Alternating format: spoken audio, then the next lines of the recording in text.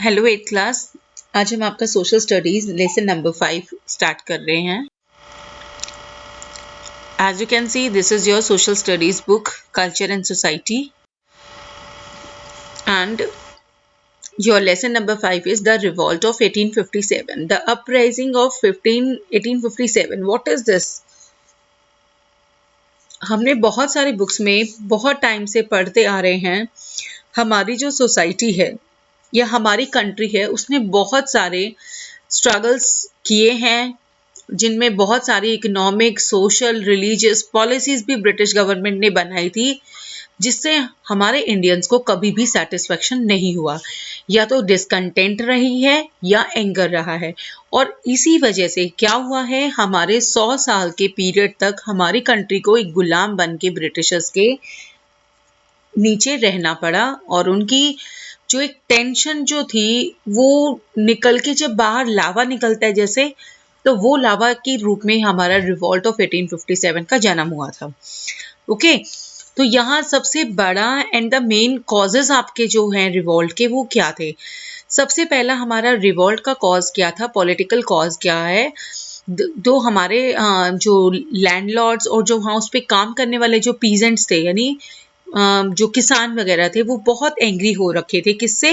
Britisher से, क्योंकि उनके लैंड रेवेन्यू इतनी ज्यादा पॉलिसीज, अब उनको नुकसान ज्यादा भरना पड़ता था एज कंपेयर टू उनको इनकम नहीं होता था। तो वो बेचारे जो थे नीचे नीचे जा रहे थे, जिससे उनको उभरना उनके लिए बहुत ही मुश्किल हो रहा था। And the British company added many Indian territories on the basis of subsidiary alliance उनसे ले रहे थे, और doctrine of lapse भी उन्होंने पॉलिसी चालू कर दी थी। And they discontinued the title, और पेंशन्स वगैरह भी रूलर्स के सब खत्म कर दिए थे।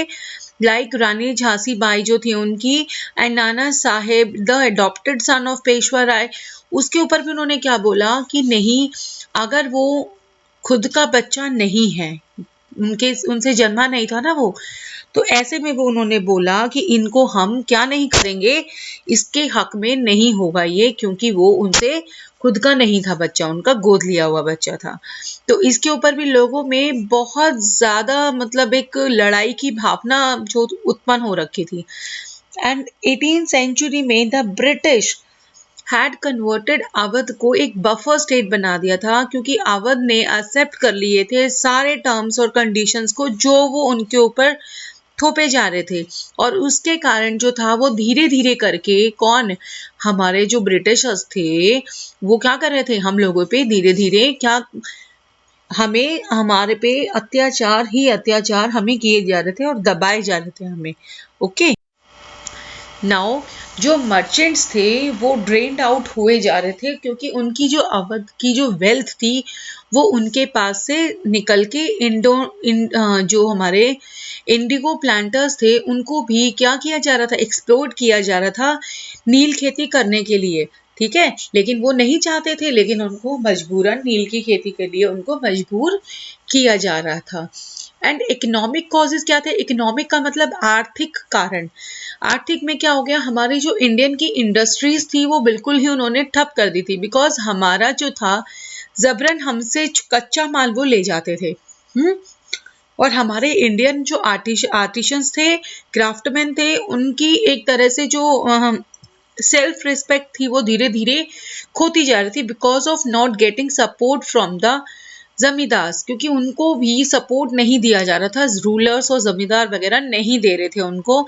और बहुत ही ज्यादा मात्रा में excessive taxation and recurrent famines rent the farmers.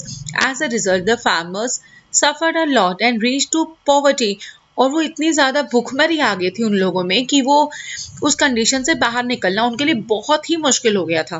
Okay, now the next one is displacement of जमींदार। उन्होंने अपने जो अधिकार थे जमीन पे वो धीरे धीरे उनको हटाता जा रहे थे। लॉर्ड बेंटिक कर रहा था ये सब, और वो क्यों कर रहे थे? ताकि लोगों को नुकसान होता रहे, और उनको नुकसान होने के कारण ब्रिटिशर्स के आगे हाथ फैलाना पड़े। सबसे बड़ा रीजन हो गया था ये भी। एंड नेक्स्ट इज हमारा सोशल, आर्थिक एंड रिलीजियस क्या होता है, धार्मिक कॉजेस क्या थे? ब्रिटिशर्स रूल में जो religion and the society of India, were destroyed by the western influence and the introduction of western education सबसे बड़ा मेन कॉज था। क्यों? क्योंकि वेस्टर्न एजुकेशन उन्होंने अपने मतलब के लिए यूज किया था हमारी कंट्री में, लेकिन लोगों में भेदभाव की भावना इतनी ज्यादा हो गई थी एजुकेशन को लेके, और वो एबोलिश करने लगे थे सती सिस्टम को, विडो की रीमैरिज करने लगे थे, एंड मिशनरीज एक्टिविटीज स्प्रेड किया था, क्रिश्चियनिटी को एक्टिविटीज कर रहे थे वो। अब लोगों में तो फिर लड़ाई की भावना तो ऑब्वियसली आनी है, ठीक है। तो और जो प्रेस्ट थे या मौलवीज थे उनको भी ब्रिटिशर्स रूल के खिलाफ क्या होता जा रहा था, डिससैटिस्फैक्शन स्टार्ट हो गई थी। And next is military causes, main and the first and the last जो रीजन था मिलिट्री कॉजेज था, क्योंकि जो इंडियन के सोल्जर्स थे, सेपॉयज थे, जो सैनिक थे, उनकी मेजॉरिटी ज्यादातर हमारी किसमें थी, ब्रिटिशर्स आर्मी में थी, और जो उनकी जो sword of the British exploited the loyalty और स्ट्रेंथ हमारे सैनिकों की वहीं पे थी। अब उनके में क्या था, जो they were the first Indians then the sepoys, and each time British policy जो थी उनको इफेक्ट किए जा रही थी, and this policy effected the sentiments, और उनके सेंटिमेंट्स को भी उसके थ्रू क्या किया जा रहा था, नष्ट किया जा रहा था या उनको खराब किए जा रहे थे और उनकी जो कारतूस थी उसको खोलने के लिए वो क्या किया जा रहा था, हाँ बिल्कुल, ये जो Enfield was introduce by the army, और उसको कवर किया गया था एक कैप से, और उनको मुंह से निकालने के बाद उसको खोला जाता था। जो कैप वो बनती थी, दैट द ग्रीस, जो उसके ऊपर ग्रीस लगी होती थी, यानी वो कैप थी जो was made of a cow या पिग के फैट से, और वो अपने मुंह में ये लेके उसका अपमान नहीं करना चाहते थे, गाय माता गौ माता बोलते थे, तो वो उनके लिए क्या हो गया था, एक अभिशाप बनता जा रहा था कि लोग अपनी नौकरी को छोड़ने के लिए भी तैयार हो गए थे, बिकॉज वो ये सब जो कर रहे थे उनके साथ, ब्रिटिशर्स के साथ मिलके, वो उनके लिए अब बर्दाश्त करने लायक नहीं रह गया था। And Mangal Pandey called the others boys कि वो रिएक्ट करे बैरकपुर में 29 मार्च 1857 में, क्योंकि उनको अरेस्ट किया गया था, और 8 अप्रैल 1857 को उनको टिल डेथ के लिए उनको मार दिया गया था, फांसी भी लटका दिया गया था। और 9 मार्च को लोगों में इतनी ज्यादा, बहुत ही ज्यादा उनमें क्या डिससैटिस्फैक्शन स्टार्ट हो गई थी कि उन्होंने ऐसा क्यों किया, और इन्हीं जो यही चीजें थी, उन्होंने क्या किया, एक रिवॉल्ट ऑफ 1857 को जन्म दिया। और बहुत सारी ऐसी हैपनिंग्स थी, लाइक रानी लक्ष्मीबाई, आपकी झांसी की रानी, वो बहुत ही ज्यादा प्रोमिनेंट रूलर थी, ठीक है। और उसके लिए डॉक्टराइन ऑफ लैप्स पॉलिसी, क्योंकि उन्होंने ज्वाइन किया हुआ था तात्या टोपे को, और उन्होंने सीज किया था Gwalior, and she was appreciated, और उसने इतना करेज दिखाया था, वो ब्रिटिश कमांडर के आगे खड़ी होकर लड़ रही थी, और वो मर गई थी 1858 में वॉर में, फाइटिंग अगेंस्ट द ब्रिटिशर्स से, युद्ध के दौरान मारी गई थी वो। और कानपुर में नाना साहिब थे हमारे, दिख रहे हैं आपको, नाना साहिब जो थे पेशवा थे, जो कानपुर को लेड कर रहे थे, and he was supported by Azimullah, उनको सपोर्ट कर रहे थे, और तात्या टोपे भी इनको सपोर्ट कर रहे थे, क्योंकि when the British seized Kanpur को, तो इनको फ्लीट जाना पड़ा था, फिर कहाँ, Nepal. Okay, next one is Delhi. ये सभी एरियाज जो कवर किए थे कब, रिवॉल्ट ऑफ 1857 में, उनको एक्सप्लेनेशन कर रहे हैं यहाँ पे, बिकॉज बहादुर शाह जो था उसको सीज किया गया था, डिपोर्ट किया गया था रंगून में, और उसका जो सन्स थे उनको भी शूट डेड किया गया था, and they brought the end of, और उसके बाद से ही मुगल एम्पायर को क्या अंत उनका आता गया धीरे धीरे करके।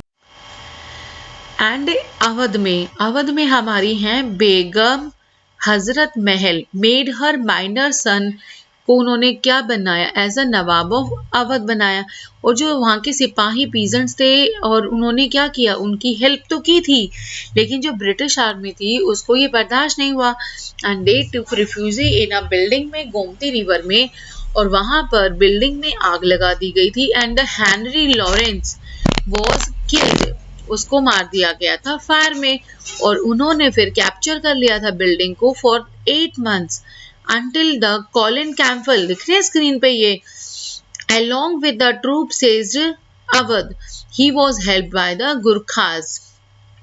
और रेबल्स ने फिर ट्रेजरी को लूट लिया था और इन्होंने military barrack, Lord Canning, governor general, इन सभी ने हेल्प ली थी कमांडर्स की एंड सुप्रेस्ड द रिवॉल्ट को सुप्रेस किया था।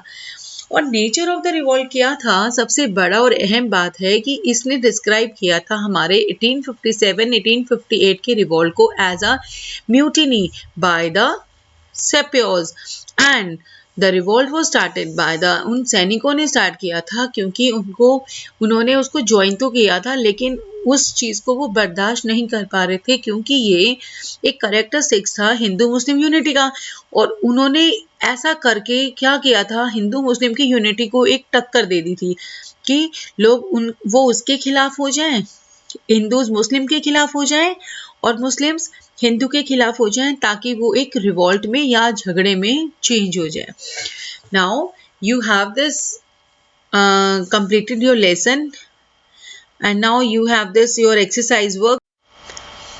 From here you have to complete your question number A, B, C and D, and from this page the remaining part of your D and E question and your HOTS are also there, from which you have to complete whole book work and copy work of your this lesson. Okay class?